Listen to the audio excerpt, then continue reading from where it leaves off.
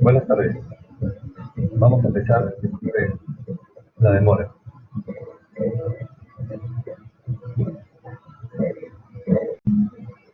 La clase de hoy día es sobre inflamación. Hagamos un poquito de historia de la inflamación. La inflamación es más antigua que el hombre. ¿Qué evidencia se tiene de la inflamación en la antigüedad? Entonces, para contestar estas preguntas, tenemos una evidencia del siglo pasado. En Texas, Estados Unidos, encontraron los restos de Dimetrodon, una especie de dinosaurio, en la que uno de los huesos de la parte dorsal de su cuerpo encontraron una lesión compatible con osteomielitis. De ahí se deduce que el proceso infeccioso, como la osteomielitis, es más antiguo incluso que el hombre. Vamos ahora a la definición. ¿Qué es inflamación? Inflamación es todo un proceso fisiopatológico desencadenado por diferentes agentes físicos, químicos, biológicos, complejos, mediados por complejos, por autoanticuerpos. Eh, este tipo de reacción implica mecanismos linfáticos, vasculares y tisulares. Vamos a dar algunos ejemplos de los agentes. Puede ser físico como traumatismo, calor, electricidad. Hay grupos de riesgo que están sometidos con más frecuencia expuestos a traumatismo. Tienen los niños pequeños, los obreros de construcción, futbolistas, los policías.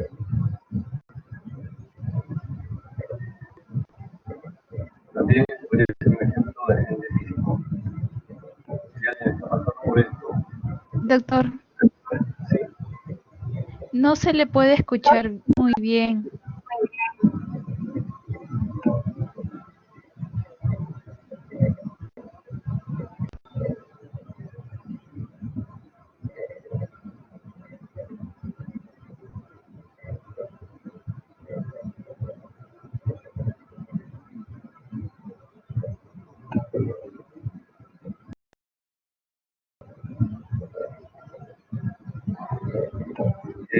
de ahí se escucha mejor.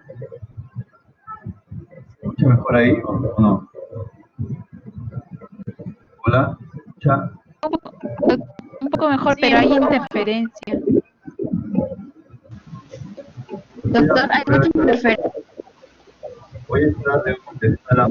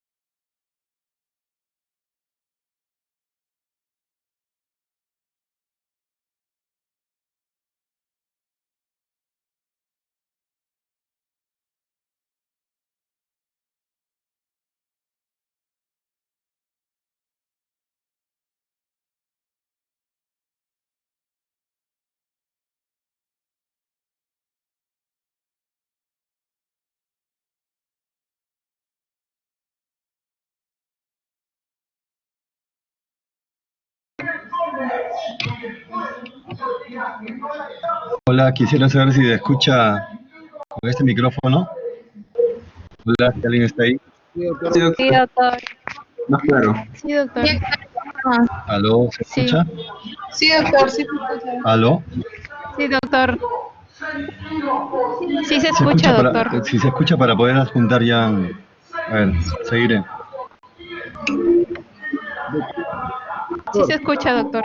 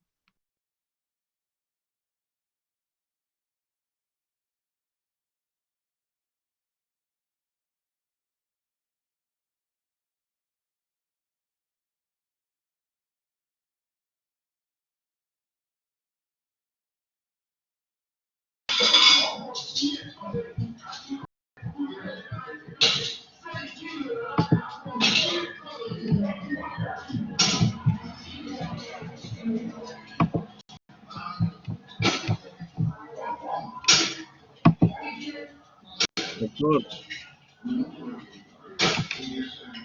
doctor.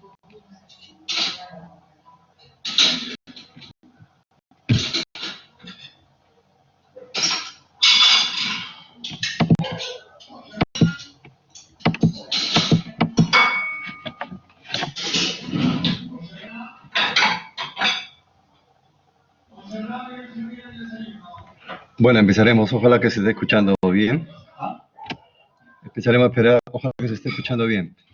Vamos con un poco la historia de la inflamación. Hay dos preguntas que nos formulamos frecuentemente. Si la inflamación es más antigua que el hombre. ¿Y qué evidencia se tiene de la inflamación en la antigüedad? Hay un dato histórico en Estados Unidos, en Texas, que se encontró los restos óseos de un dinosaurio conocido con el nombre de Dimetrodon. En una de las espículas que este dinosaurio tenía en su dorso, de espículas de hueso, encontraron una lesión compatible con osteomielitis. De ahí que se deduce que el proceso infeccioso es incluso más antiguo que el hombre. Vamos un poco ahora a la definición. ¿Qué es inflamación? Inflamación es todo un proceso fisiopatológico desencadenado por una serie de agentes físicos, químicos, biológicos y por inmunocomplejos o autoanticuerpos. Esto implica mecanismos diferentes, vasculares, linfáticos y tisulares, y la participación de una serie de mediadores inflamatorios. Acá hay unos ejemplos de los agentes. Traumatismo. Hay factores de riesgo que implican mayor exposición a traumatismos. Los niños pequeños, los obreros de construcción, futbolistas, etcétera, etcétera. Los policías también.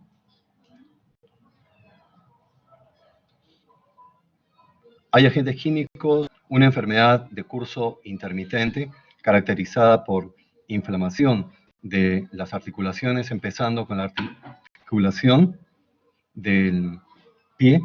La primera articulación se conoce como podagra. Es por la acumulación de monourato sódico. La enfermedad se conoce con el nombre de gota. Gota es un ejemplo de agente químico. Cuerpos extraños como el olvido de instrumental durante una cirugía. Agentes biológicos, tenemos acá la celulitis en la primera foto, una celulitis común y luego una celulitis complicada. En la foto de la chica vemos el eritema malar. Eritema malar en alas de mariposa, lo que se ve con bastante frecuencia, bueno, regular frecuencia entre 40 y 60% de pacientes que tienen esta enfermedad conocida como lupus eritematoso sistémico. El Celsus acuñó el concepto de 4 signos de inflamación localizada: calor, rubor, tumor y dolor, que son los signos clásicos de inflamación, y luego llegó Virchow y le agregó la pérdida funcional, la limitación del paciente que tiene. Aquí lo vemos en una sola diapositiva, los signos de inflamación local. ¿Cómo diferenciamos una inflamación aguda de una inflamación crónica? El tiempo es importante. Menos de 2 semanas es agudo, más de 2 semanas crónico. Una crónica puede ser también la persistencia de una inflamación aguda, o también puede presentarse mediante brotes. Si examinamos el tipo de exudado inflamatorio, en el caso de la inflamación aguda estará predominando los polimorfos nucleares, y en la crónica los mononucleares. En el caso de inflamación aguda, predomina la vasodilatación e incremento de la permeabilidad, lo cual es menos destacado si la inflamación es crónica. Vamos ahora a los mediadores inflamatorios. Las citoquinas, indudablemente, son mediadores importantísimos de toda inflamación. Aquí, parodiando una publicidad de un comercial de inflamación,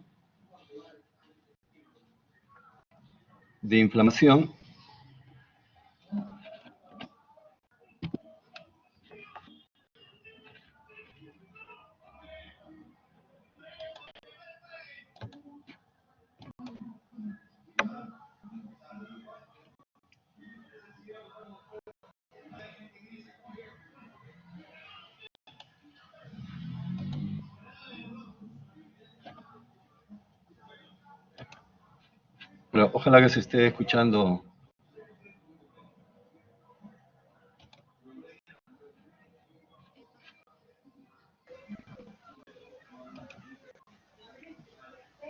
Voy a continuar, ojalá que se esté escuchando adecuadamente esta Se escucha. exposición.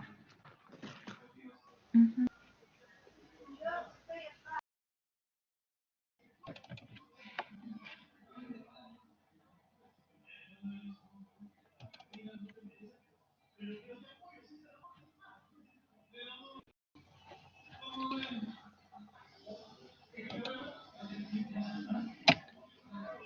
Decía, las citoquinas, las llamadas interleuquinas, son los mediadores más importantes de toda inflamación y tienen la 1, la 12, la 17 y la 21.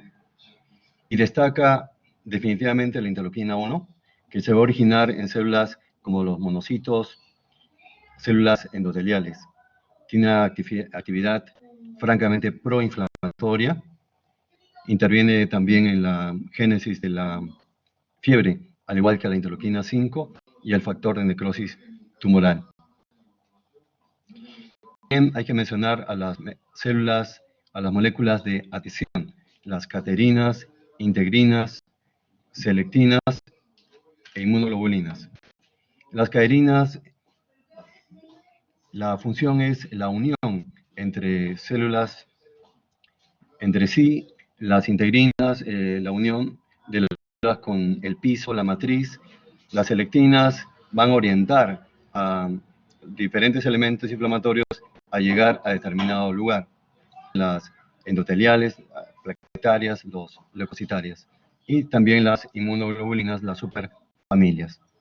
Luego está el complemento. Parece complejo, simplemente vamos a tratar de simplificarlo. El complemento es una serie de proteínas, de inmunoglobulinas. Vamos a sintetizarlo. Creo que es importante mencionar el complemento 1 porque es el punto de partida.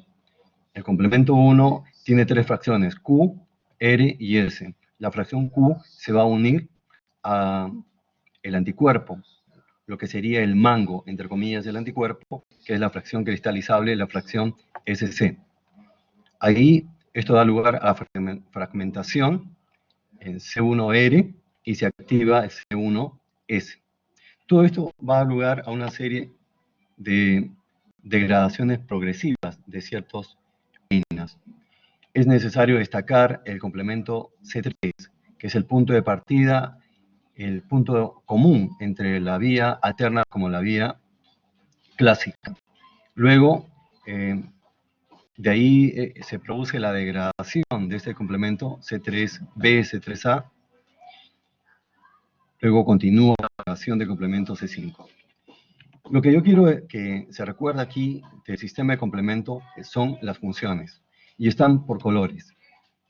El C3A, C3A, C4A y C5A, de color amarillo, son los complementos que van a estimular a la secreción de mediadores inflamatorios de células como los mastocitos. De color verde C4, el C3B se va a encargar de opsonización, es decir, va a presentar el agente extraño para que sea fagocitado por la célula respectiva. Y el complemento más largo de todos, el C5b 6789, el complejo de ataque de membrana, se encarga de destruir per se directamente al microbio, a la bacteria. Vamos ahora a los tipos de inmunidad celular. Tenemos la inmunidad celular, en principio. En este caso, vean, acá hay un macrófago especializado en la célula presentadora de antígenos. Esta célula presenta, como su nombre lo dice, el antígeno al linfocito T helper 0, el cual toma este estímulo para diferenciarse a helper 1. Helper 1 entonces es el linfocito que activa la inmunidad celular. Va a activar mediante la producción de interleuquina 2 los macrófagos y también los linfocitos citotóxicos. En cambio, la respuesta humoral, en este caso, el linfocito helper 0 se va a diferenciar en helper 2. Helper 2 viene a ser el linfocito que va a activar la respuesta humoral. Estimula a los linfocitos B, los cuales se van a convertir en células plasmáticas que se encargan de producir los anticuerpos. La respuesta inflamatoria también puede ser sistémica. Se conoce con el nombre de SIRS, Síndrome de Respuesta Inflamatoria Sistémica. Hay 3 criterios clínicos y uno de laboratorio. Criterios clínicos: la frecuencia cardíaca mayor de 90 latidos por minuto, frecuencia respiratoria mayor de 20 respiraciones por minuto, fiebre, temperatura mayor de 38 grados Celsius o menor de 36, hipotermia. Esto se agrega un criterio de laboratorio, ver el hemograma, donde buscamos leucocitosis mayor de 12.000, leucopenia menor de 4.000 o bastones, las formas jóvenes, los abastonados, más del 10%. Se requieren 2 criterios para decir que el paciente tiene SIRS. Esto es la fisiopatología del SIRS. Todo paciente que tiene respuesta inflamatoria sistémica podemos encontrar hiperglicemia, que rara vez supera los 200 miligramos por decilitro. Esto se debe por incremento de hormonas contrarreguladoras como las catecolaminas, el glucagón, el cortisol. Vamos a las etapas de cómo se presenta la inflamación en respuesta a una invasión microbiana. La primera etapa es el microbio se va a enfrentar a la presencia de los microbios, los macrófagos tisulares. O sea, la respuesta innata, la respuesta inmediata no específica está dada por los macrófagos que van a fagocitar a los agentes extraños con la finalidad de destruirlos. Luego, a las pocas horas, a partir de la segunda o tercera hora, llegan los fosfonucleares para continuar con la destrucción, fagocitosis y destrucción de los elementos extraños. Tiene acá una foto de las células blancas que están atacando a un parásito y para destruirlo.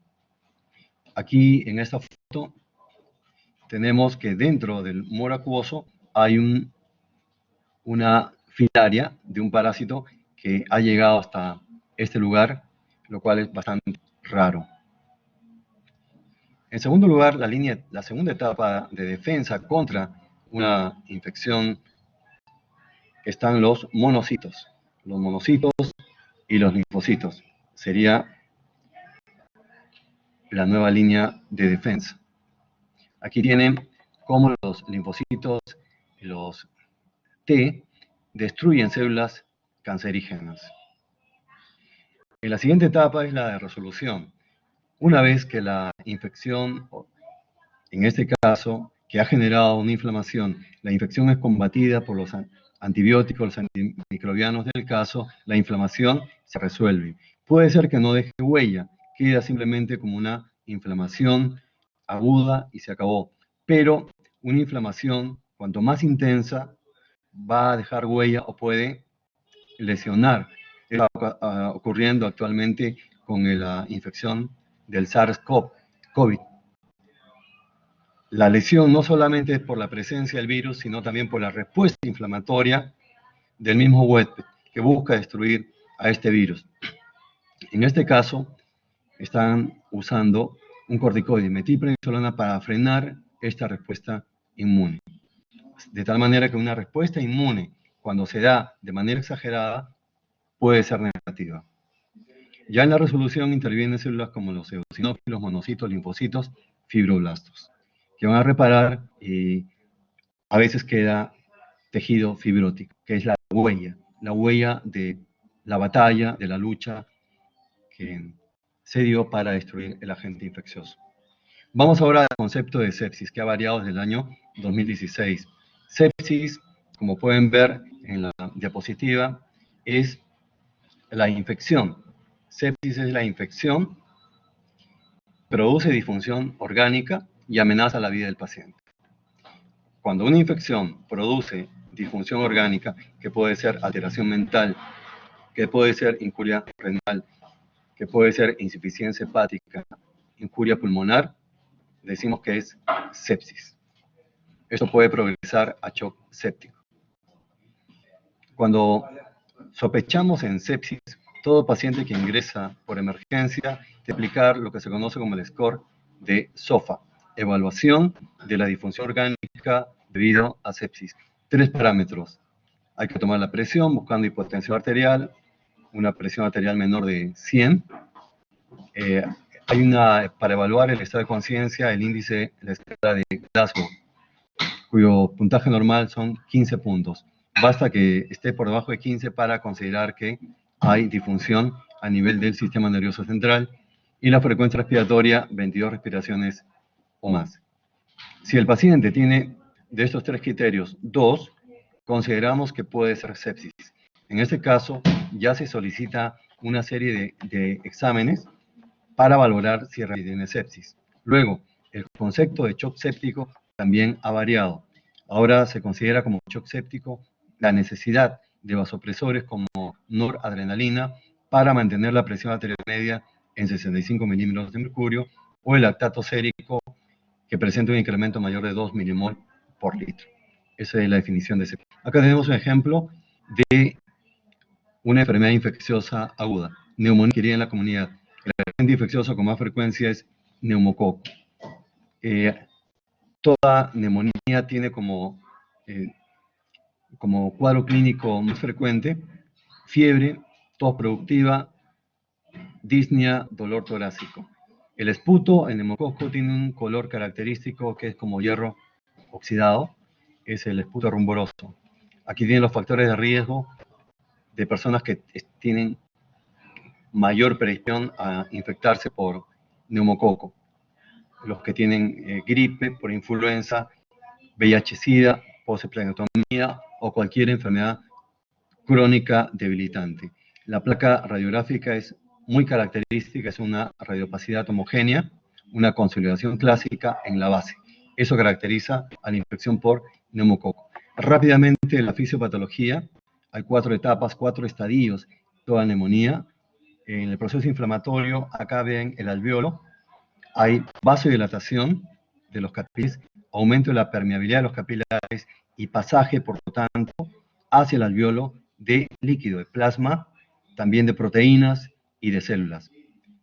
Se forma el exudado inflamatorio. Entonces, ¿qué contiene un exudado inflamatorio? Plasma, proteínas, células y las bacterias.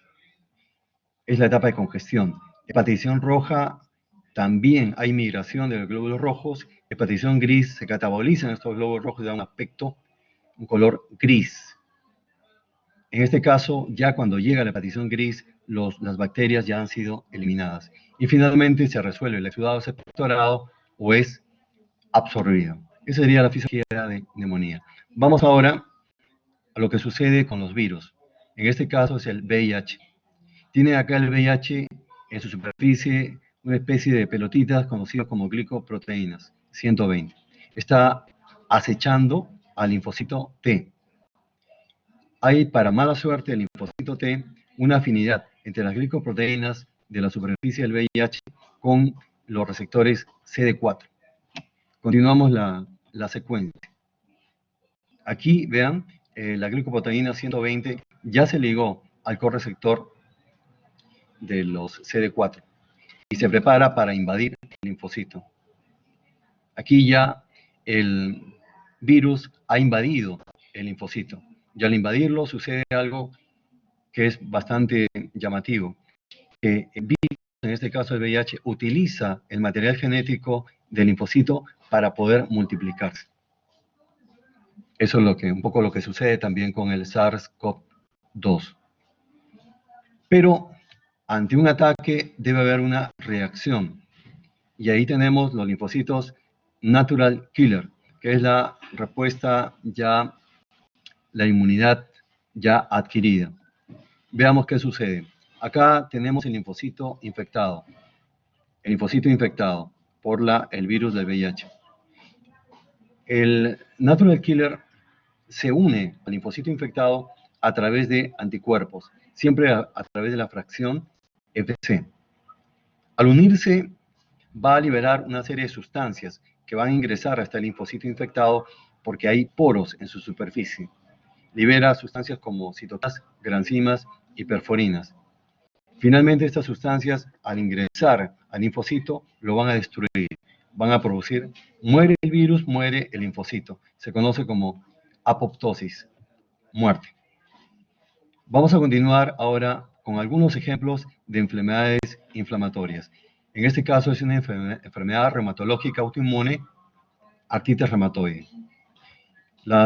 El cuadro clínico rápidamente caracteriza esta artritis reumatoide, es una poliartritis, es decir, compromiso de más de 4 articulaciones, crónica, es decir, de 6 semanas o más. Es bilateral, simétrico, y se va adicionando una tras otra la inflamación de las articulaciones.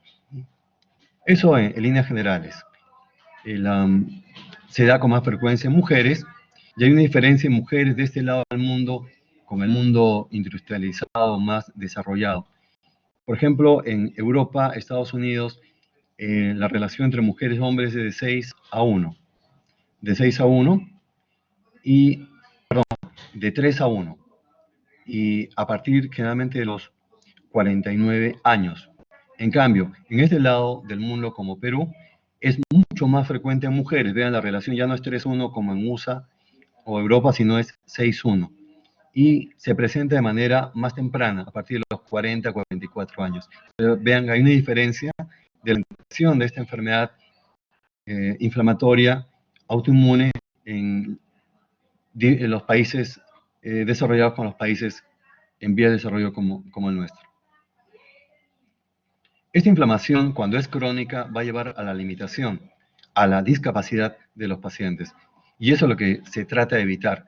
Por tanto, actualmente se enfatiza que el diagnóstico de artritis reumatoide tiene que ser temprano, precoz. Vean, el aumento de volumen, la sinovitis, es a nivel proximal, articulaciones metacarpofalángicas e interfalángicas proximales.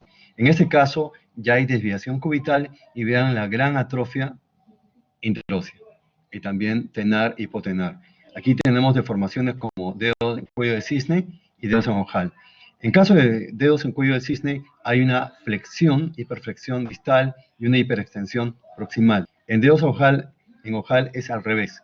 Hay una hiperextensión distal y una flexión proximal, y aquí una hiperextensión, el dedo en Z. Continuamos. Cuando hay una hipoxia crónica, por enfermedades como fibrosis pulmonar o abscesos pulmonares o cáncer, se va a presentar una respuesta compensadora a nivel del pulpejo de los dedos, que es un hiperflujo capilar.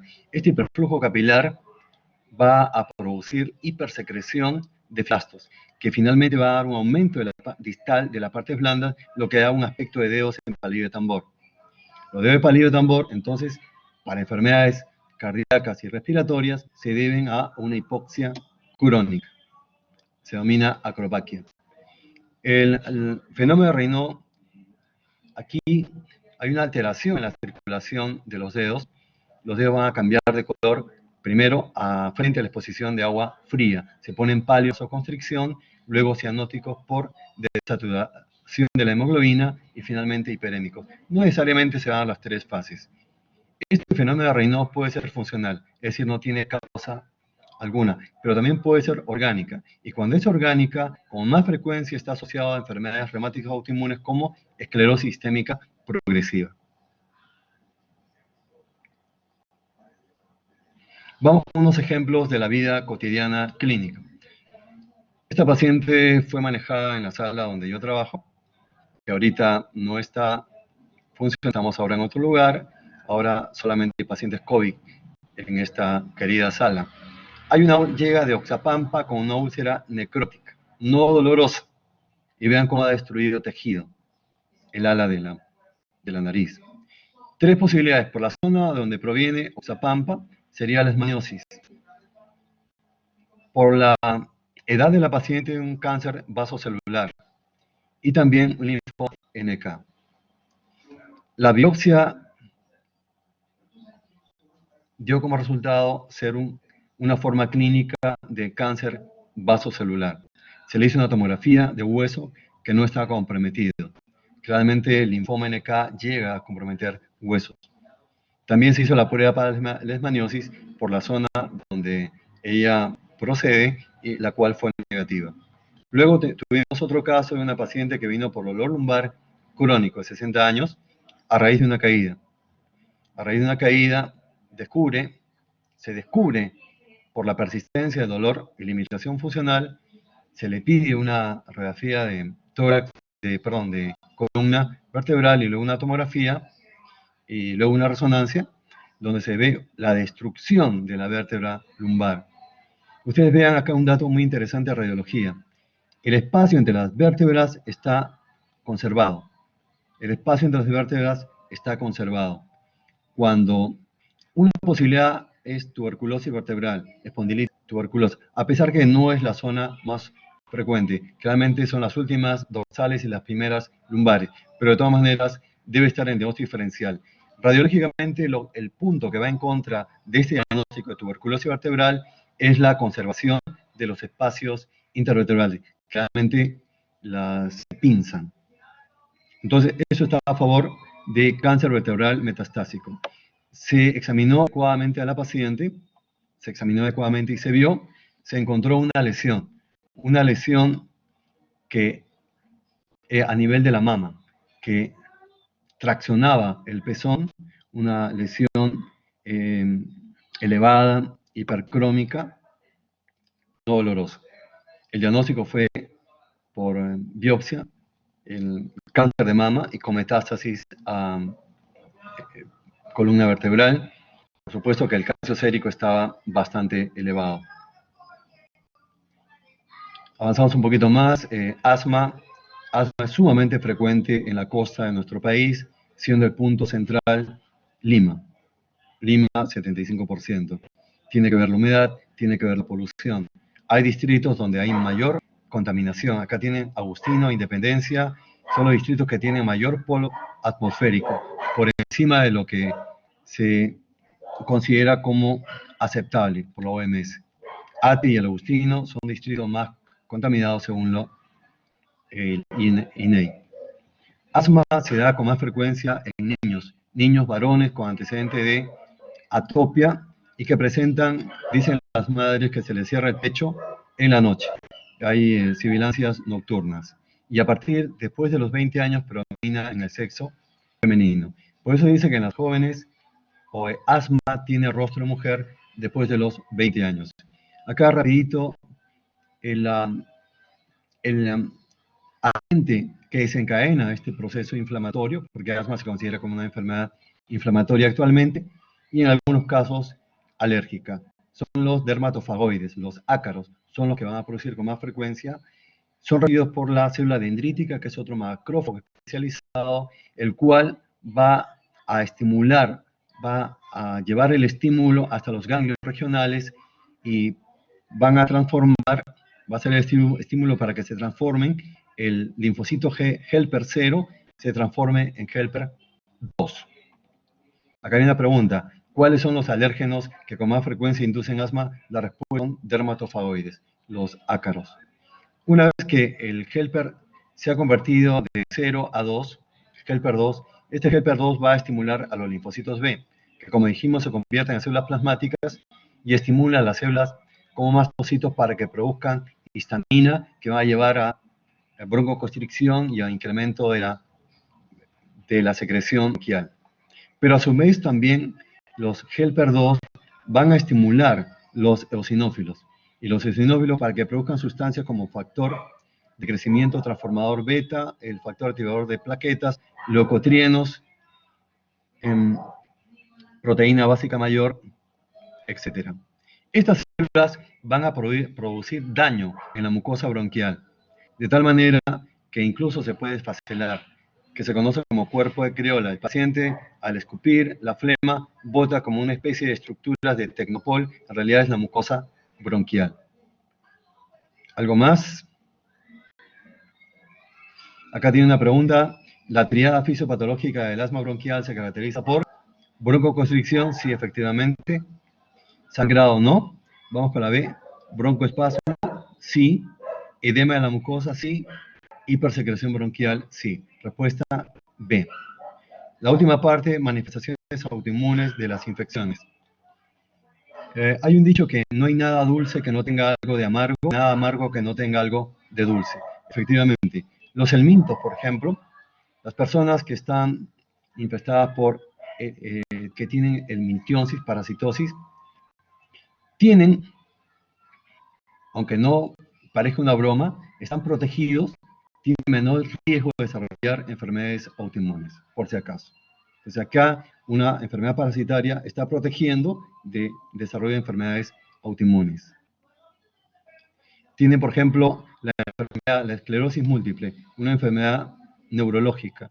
Esclerosis múltiple predomina acá, es poco frecuente, raro en países como Perú, donde hay una alta prevalencia de enfermedades infecciosas. Pero vayan a Europa, el norte de Europa es bastante prevalente esta enfermedad, esclerosis múltiple, que limita a la persona. ¿Qué se propone? Que uno de los factores es que en Europa la tasa de la prevalencia de infecciones es baja, de tal manera que no existe este factor como protección para prevenir que se desencadene la enfermedad autoinmune. Tenemos acá un caso, ya para terminar, de una chica que llegaba de Cerro de Pasco. Venía ven acá, con paresia, no podía mover los músculos de la cara, no solamente parálisis de una hemicara, sino parálisis de las dos hemicaras, lo que se conoce como diplegia. Entonces llegaba por eso, tratando de resumir, y en las manos, ven acá, una gran distrofia de las uñas. Miren cómo las uñas están deformadas, destruidas. Podría parecer que es una onicomicosis, pero es por sarna costrosa, sarna noruega, que está indicando que la persona está inmunosuprimida. Entonces tenemos acá una enfermedad infecciosa que está produciendo inmunodeficiencia por la aparición de infecciones oportunistas como la sarna costrosa y que tiene complicaciones inflamatorias como la diplegia facial y también la debilidad muscular que presentó al inicio la miopatía.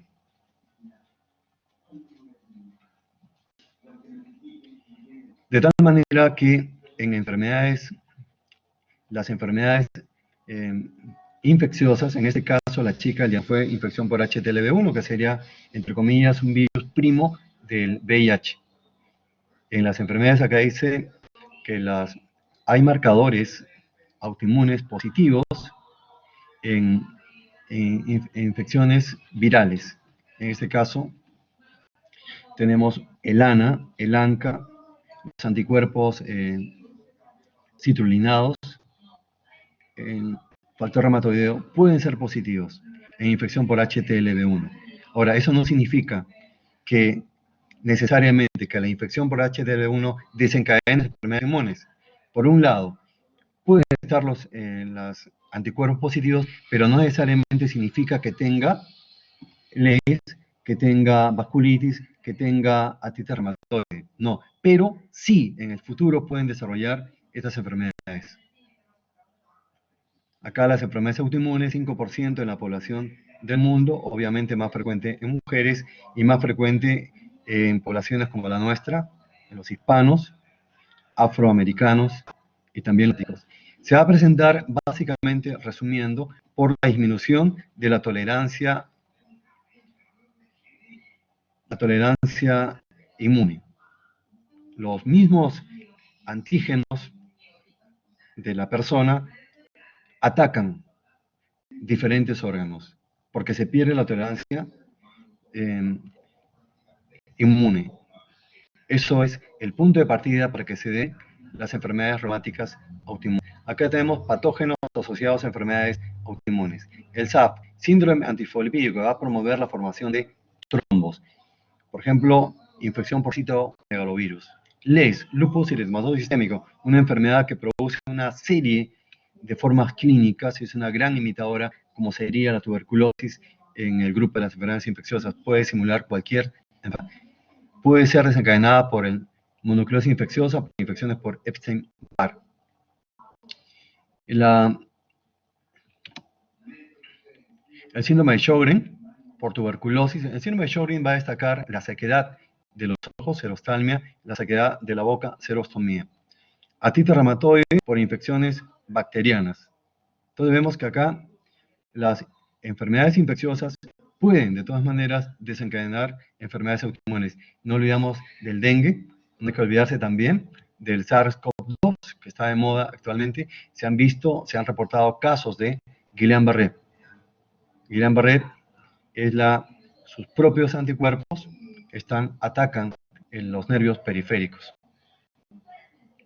Ya para terminar, conclusiones, hay una base genética que determina la susceptibilidad de las personas para enfermedades autoinmunes. Existen en el organismo linfocitos reactivos, autorreactivos, bloqueados por mecanismos que determinan la autotolerancia. La alteración de esta autotolerancia va a ser el factor de inicio, el gatillante de enfermedades autoinmunes. Las infecciones pueden imitar o desencadenar enfermedades autoinmunes, justo lo que estábamos mencionando. Y me parece que esto... y finalmente, ¿cuál es la importancia del hallazgo del cuerpo? Lo que decía, ustedes frente a una enfermedad infecciosa pueden detectar anticuerpos de determinadas enfermedades autoinmunes, pero eso no significa que tengan esas enfermedades autoinmunes. Pero en el futuro, como dice acá, va a haber más chance de desarrollar una enfermedad reumática autoinmune. ¿Cuáles son esos anticuerpos que se suelen encontrar en enfermedades infecciosas como bacterianas, micobacterias, hongos, virales? El anti-Ro, el anti-Da, que son de la enfermedad de Sjögren, el anti-Smith de Lees, anti-RNP de Lees, enfermedad mixta del tejido conectivo. Finalmente, terminamos con una frase, ojalá que se me haya escuchado, de Facundo Cabral, que es necesaria, sobre todo en estos días. El que hace lo que ama está benditamente condenado al éxito, que llegará cuando deba llegar, porque lo que debe ser, será, y llegará naturalmente. Espero que se me haya escuchado, si no tendré que grabar ya parte de esta clase, y con la disculpa de caso por todos los contratiempos que hemos tenido.